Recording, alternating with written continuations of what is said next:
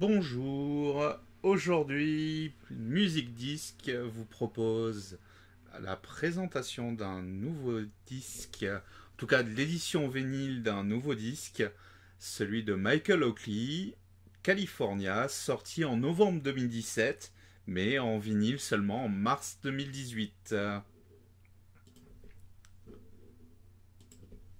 Bonjour à tous et bienvenue donc dans cette nouvelle formule de Musique Disque. Alors avant ça s'appelait la Minute Disque, mais je me suis rendu compte très vite que j'étais vite limité et que ça m'intéressait plus de vous parler en détail d'un disque que de seulement vous le montrer. En l'occurrence, aujourd'hui donc le disque de Michael Oakley, California, comme je vous ai dit, qui est sorti donc en novembre 2017 et en édition vinyle seulement en mars 2018, d'où l'occasion de faire enfin cette chronique à partir de l'édition vinyle. Donc Michael Oakley, c'est un artiste de retro wave écossais qui est auteur, compositeur et interprète. Donc cet album, c'est tout lui, hein, de la musique aux paroles à l'interprétation, tout y est. Et qu'est-ce que c'est que la retro wave? Parce que peut-être pour certains d'entre vous, la retro wave, ça ne veut rien dire ou pas grand-chose. La retro wave, c'est un mouvement musical, c'est de l'électro, la musique électro, qui prend son inspiration dans les sonorités des années 80. Donc on a vraiment des sons de synthé, alors souvent on parle de synthwave aussi, ou de black synthwave, enfin en tout cas il y a tout un tas de mouvements autour de cette idée-là.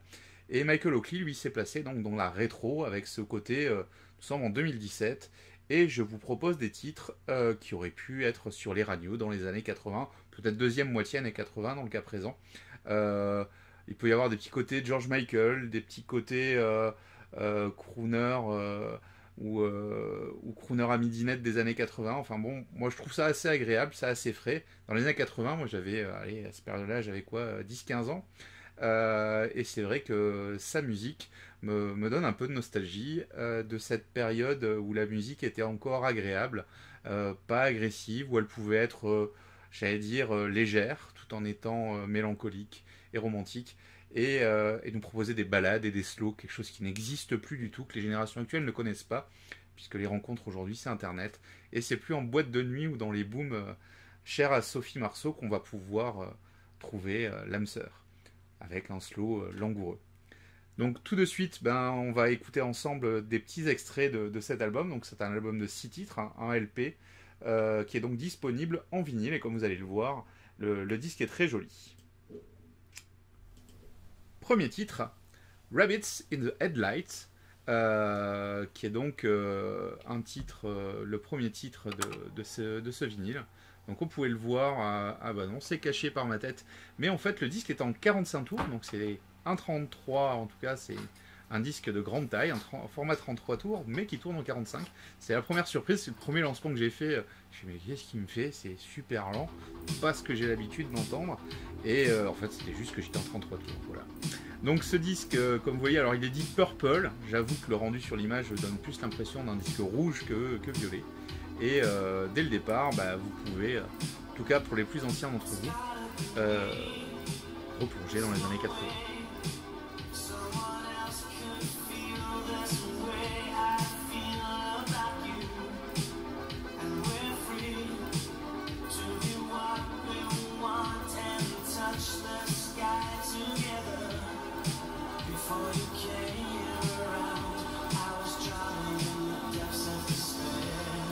Voix, ma foi, pas du tout agressive, et qui nous amène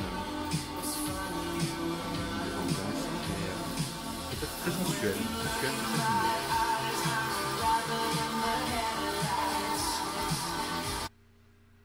Deuxième titre, Turn Back Time, peut-être le titre le plus nostalgique en effet.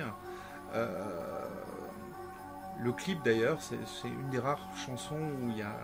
Non, pas une des rares, je crois qu'il y en a deux, où il y a un clip officiel. Et celle-ci, si j'ai bien tout suivi, la dame qui est dans le clip, c'est Madame Michael Oakley. Donc voilà, un titre très mélancolique, une histoire d'amour qui finit mal. On fait quelque chose qui finalement n'est plus trop la tendance de la musique actuelle, mais qui dans les années 80 était très, très habituelle. Et voilà, c'est quelque chose, moi qui me manque finalement la radio, quand on voit toute l'agressivité qu'il peut y avoir, ou au lieu de sensualité, on a de la vulgarité, pour moi c'est vrai que c'était plus doux et plein de sous-entendus.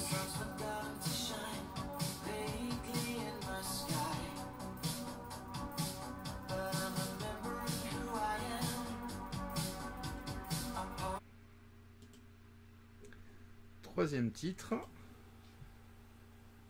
Ah, j'ai le titre qui a bougé. Hop.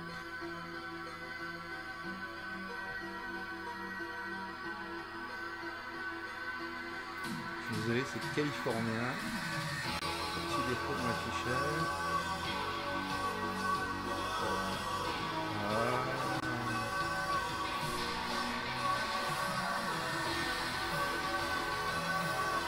Avec de la guitare derrière, donc on n'est pas sur de la guitare années 80 hard rock, hein.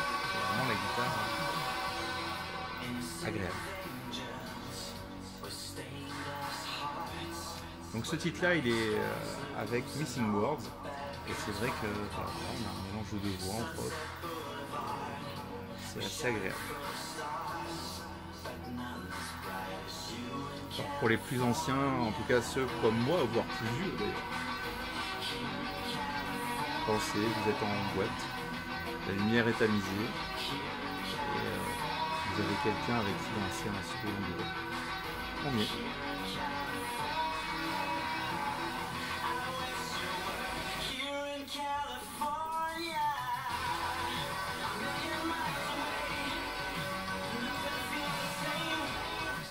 Quatrième titre, Devotion. Alors vraiment le titre où j'ai pas accroché. Je peux pas vous dire pourquoi, parce que c'est pas mauvais, c'est dans la continuité de l'album, mais je sais pas, peut-être cette rythmique un peu molle au départ qui fait que c'est mon titre le moins aimé en tout cas de ce petit album.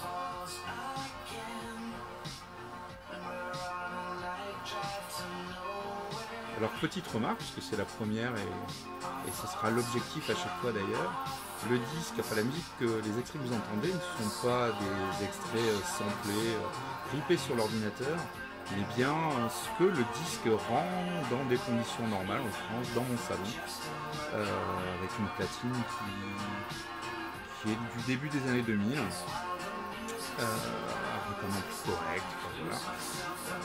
Donc pratiquement les conditions optimales pour écouter le vinyle.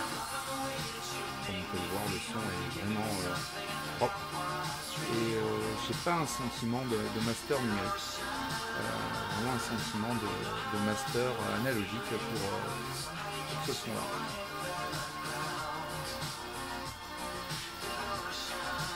Cinquième titre. Cinquième titre. Vraiment, là encore un titre pour la séquence slow en boîte de nuit. Alors à savoir, c'est que c'est un album qui est autoproduit, mais l'édition vinyle est donc distribuée par Time Slave Recordings, comme vous pouvez le voir dans les crédits en bas de l'écran. Time Slave Recordings qui, quand il fait un vinyle, le fait en tirage limité. Celui-ci, je crois que c'est 250 ou 300 exemplaires. Et fait un bel objet, c'est-à-dire que la pochette est vraiment de bonne qualité, le disque c'est pas un 180, je dirais un 120, quelque chose comme ça, donc ça c'est déjà qualité supérieure, et surtout la pochette arrive non pas sous film transparent à déchirer, mais une vraie pochette de stockage de vinyle. Celle qu'on achète, que les collectionneurs achètent pour protéger les disques dans leur rangement. Voilà, donc déjà le disque est protégé proprement et avec une pochette antistatique à l'intérieur pour que si le disque soit stocké dans les meilleures conditions. Donc voilà, en tout cas, Timeslave Recordings, un éditeur qui, quand il fait un vinyle, c'est ce qu'est un vinyle et il ne fait pas juste un objet marketing, mais bien un vrai objet analogique. Dernier titre, mon préféré, en tout cas celui qui m'a fait découvrir Michael Oakley, c'est End of Summer, et en cette fin d'hiver, évidemment, être déjà à la fin de l'été, ça donne envie d'y être déjà. Donc un vrai titre pour se réchauffer, pour rouler en décapotable, avec les lunettes de soleil, les cheveux dans le vent, le soleil couchant, et sur le bord de la plage. Je vous laisse écouter ce dernier titre qui, pour moi, a vraiment ma préférence.